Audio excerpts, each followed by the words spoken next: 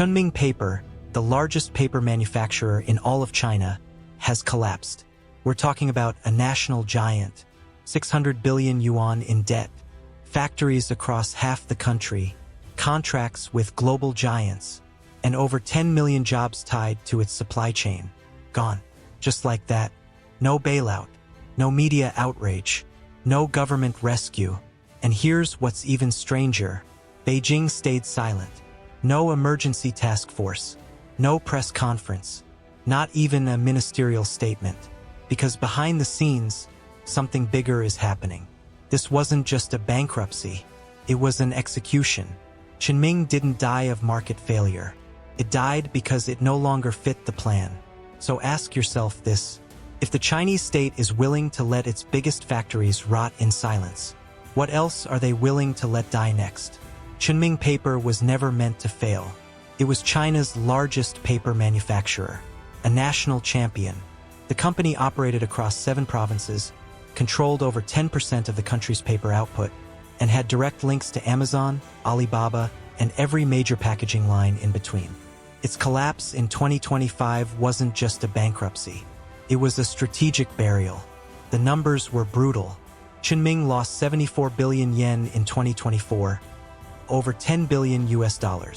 Another 14.5 billion yen in Q1 2025 alone. Its debt load reached 600 billion yen, including 18.2 billion yen overdue. Warehouses were full. Orders had vanished. Suppliers walked away. And yet, no one in Beijing moved. Not a stimulus package. Not a restructuring committee. Not a single official called it a national emergency. Because in truth, it wasn't. Chunming had become a liability not just financially but politically. It represented an old world. Labor-intensive, pollution-heavy, low-value, low-margin manufacturing. A world the Chinese government is now deliberately walking away from. For 3 decades, the paper industry was essential. It powered exports, moved e-commerce, packaged food, and drove job creation in hundreds of towns. But in the eyes of China's new central planners, paper is dead weight. The collapse wasn't caused by one bad quarter. It was engineered over years. Beijing began pulling support quietly. Environmental inspections hit paper plants hardest. Subsidies on energy were rolled back. Waste paper imports, critical to production, were restricted. Export tax rebates were delayed or canceled. State banks reclassified paper companies as high-risk borrowers. At the same time, government capital flooded into strategic sectors: semiconductors, EV batteries, AI infrastructure, defense-grade metals, and green tech. The message was clear: if you're not part of China's future, you're on your own. And paper, the material that once packaged China's economic miracle, wasn't part of the future anymore. Chunming wasn't the only casualty. Across the sector, over 50,000 paper-related companies deregistered in just 1 quarter. 24 out of 34 listed paper firms posted major losses. Prices fell 600 yen per ton for whiteboard paper. 7 million tons of capacity were shut down permanently. But no one in power sounded the alarm. Because the logic wasn't industrial. It was strategic. China is shifting from mass to precision, from quantity to control, from employment to dominance. Old industries don't serve that purpose. They are too noisy, too large, too dependent on global trade, and worst of all, too populated by the working class. The party no longer needs scale. It needs secrecy, specialization, and silence. In that new equation, paper is irrelevant. And when something becomes irrelevant in China, it doesn't get a warning. It gets erased. That's why Chunming fell so hard, so fast, and why no one came to catch it. This wasn't a natural death. It was euthanasia, quiet, cold, and fully intentional. The world sees it as just a company. But inside China, it's the closing of a chapter. The chapter where factories lifted millions. The chapter where packaging jobs created prosperity. The chapter where industrial giants were national heroes. That story is over. And Chunming's carcass isn't just a financial wound.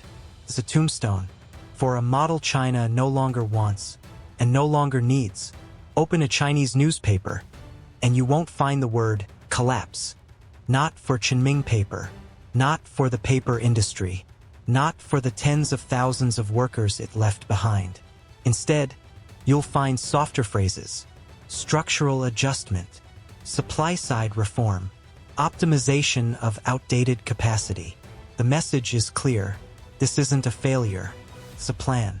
But look closer and the reality tells a different story. In Shandong, factory towns built around paper mills are falling into decay. In Guangdong, migrant workers who once packed 5 floors of dorms now disappear without notice. In Suzhou, paper-related businesses are quietly listed for liquidation, their owners too ashamed to speak publicly. And no one's reporting it. Not because they don't know, but because they're not allowed. Online, posts showing factory closures vanish within hours. Videos of protests over unpaid wages gone. Comments asking why Qinming failed censored. Even the company's own shareholder forums have been scrubbed. Why? Because if you name the collapse, you acknowledge it exists. And if you acknowledge it exists, you admit something deeper, that China is choosing to abandon parts of itself. The state's silence isn't negligence. It's a tactic. Let the old die quietly. Let the public forget. Let the next 5-year plan speak louder than any obituary. But here's the real danger. This isn't just about paper. It's about precedent. Because if the state can let a top-tier industrial giant collapse, without explanation, without transparency, without even a funeral, what message does that send to every other non-strategic sector? It says, you're not protected. You're not necessary. You're next. This is not economic transition. This is strategic deletion.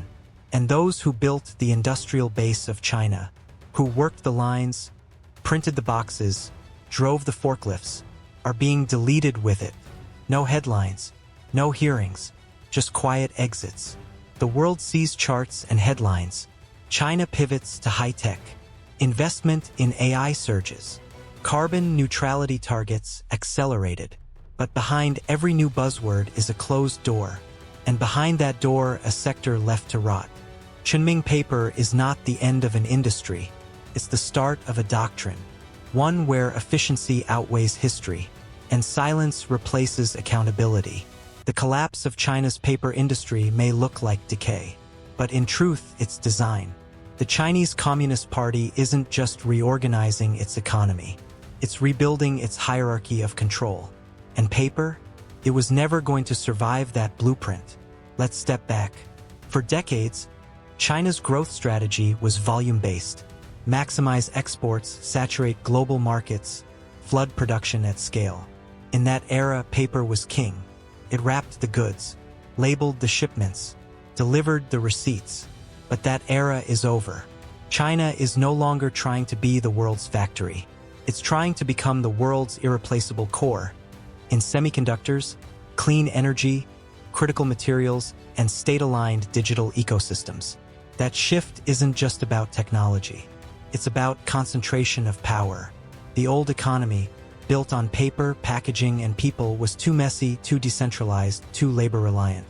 It made the country rich, yes, but it also made it fragile. Now, Beijing is executing a new doctrine, high-tech autarky with vertical control. And anything that doesn't fit gets discarded. You see it in policy. Since 2023, the government has launched massive funding programs for national AI labs, strategic chip foundries, EV battery sovereignty, industrial 5G infrastructure, military-grade computing power. But during the same time, paper, textile, and base metal firms lost state credit lines. Environmental enforcement was disproportionately applied to low-margin factories. Logistics and printing hubs lost export rebates. Local governments reclassified entire sectors as non-priority. This is not economic evolution. It's selective extinction. Because in the new system, only industries that align with national security, enable supply chain independence, generate global leverage, obey digital regulation, will survive. Paper does none of those. It moves goods, not power, so it was allowed to die. But here's the twist. This model isn't just industrial, it's ideological. China isn't building an economy, it's building a fortress, with a hardened core, fewer moving parts, and a political seal around every essential node. That means fewer jobs, less redundancy, higher dependency on the state, and total visibility over critical flows not of goods but of data and control. Paper was a medium of motion. Beijing now wants a medium of containment. The trade-off? Tens of millions of workers with no place to go. Entire towns turned obsolete. Industrial knowledge erased in a single fiscal quarter. But that, too, is calculated. Because the party believes this. Better to be small and controlled than large and vulnerable. Qinming's collapse isn't a misstep. It's a milestone. The moment China stopped trying to run the global economy and started building something darker, a system that no longer needs to run, only to dominate. When Qinming paper fell, it didn't fall alone. It pulled down an entire ecosystem, quietly, irreversibly. Upstream suppliers, pulp refiners, chemical processors, printing ink manufacturers lost their largest buyer. Downstream vendors, shipping centers, box cutters, printing presses saw orders disappear overnight. But it wasn't just logistics that froze. It was livelihoods. Thousands of small businesses that existed purely to serve the paper industry. From mold producers to maintenance teams to food stalls outside factory gates, collapsed in the silence. And the workers, they never got a memo. They just showed up one day and the machines weren't humming. Then came the rumors. No orders, no paychecks, no severance. Just go home. Most never got official termination. Without it, they couldn't file for unemployment. They couldn't claim social insurance. They couldn't even prove they had worked there. A 42-year-old laminator in Jiangxi put it bluntly, "I worked that line for 17 years. They didn't fire me. They just stopped calling." This ghosting of workers is now common. It helps companies avoid legal obligations. It helps local governments dodge statistics. Because if you don't lay off a worker, they don't count as unemployed. They just vanish. And they vanish into an informal economy that's already saturated. Delivery jobs that pay a fraction of factory wages. Live stream hustles where former machine operators now sell soap on camera. Shared workrooms where displaced laborers assemble boxes for pennies without contracts or rights. This isn't transition. It's regression into the economic shadows. And the businesses that once relied on predictable orders, they're suffocating. Most of them took on debt in better times. Bank loans, equipment leases, supplier credit, all based on future cash flow that no longer exists. Now, that debt is turning toxic. Lines of credit have been frozen. Delinquency rates in paper-related industries have spiked. Accounts receivable are worthless because their clients are already gone. And through it all, Beijing remains silent. Because these aren't strategic enterprises. They don't make semiconductors. They don't export satellites. They don't matter. Not to the plan. So what happens? The middle collapses. The entrepreneurs, plant managers, production line supervisors, packaging technicians, the people who once carried the weight of China's growth miracle, become ghosts in their own economy. And they don't just lose income, they lose identity. When the machine stops, the nation doesn't crash. It stalls. And millions stall with it. Factories don't just make products. They shape cities. They define rhythms. They give meaning. For years, Qinming paper didn't just print packaging. It printed predictability in paychecks, rent cycles, school fees, and retirement plans. But when the factory vanished, the social ecosystem built around it began to sink. Apartments went empty. School enrollment dropped. Medical clinics saw fewer patients.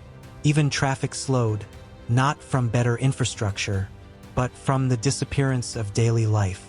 In towns like Zhangjiang and Shouguang, the collapse is visible, not in protests, but in silence.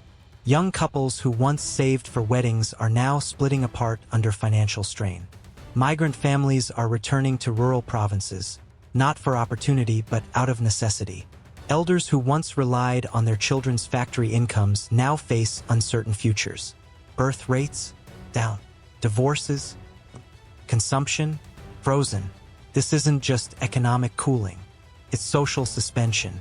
People aren't just spending less. They're planning less, dreaming less, and that's dangerous.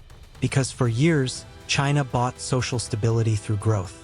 Now, with growth replaced by selective shutdowns, that contract is breaking. But the people aren't reacting the way they used to. Not with rage, with retreat. You don't see riots. You see resignation. And that terrifies Beijing more than unrest ever could.